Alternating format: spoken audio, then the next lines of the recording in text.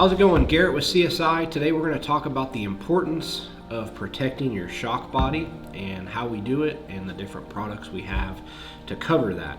So the two main differences in shock design for short track racing is what we would call a twin tube, and that's where this steel tube is inside of the outer aluminum body.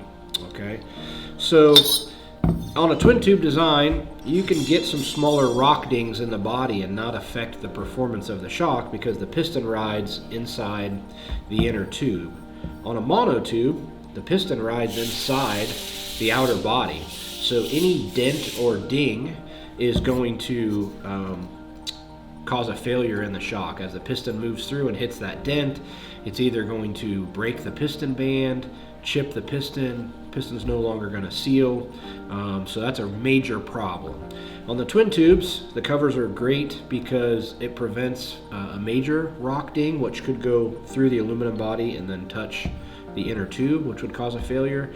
And then in both applications, it just keeps your nice, beautiful looking shock covered and prevents it from getting really beat up. So how do we cover them? A couple different options. So we have carbon fiber, which is very nice, durable, lightweight. We have carbon covers for every model of shock that we build. Carbon is obviously the more expensive option because of the material. So carbon fiber. On the twin tube, small body and large body, we have a polycarbonate cover, which is a little bit less expensive, not quite as durable as the carbon, but it does the job, and it's about a third of the price of a carbon cover, so you can replace them periodically. And then if you're running a coilover, we have a number of different options. We have carbon covers over coils, we have armor bags, and then a very popular rubber boot. So similar to what they would use on the front fork of a motocross bike.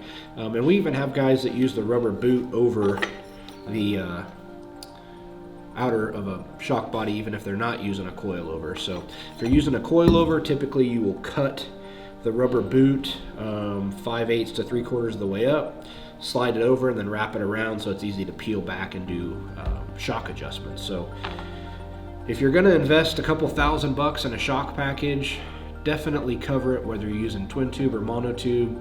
You can do it as cheap as $14-15 a cover.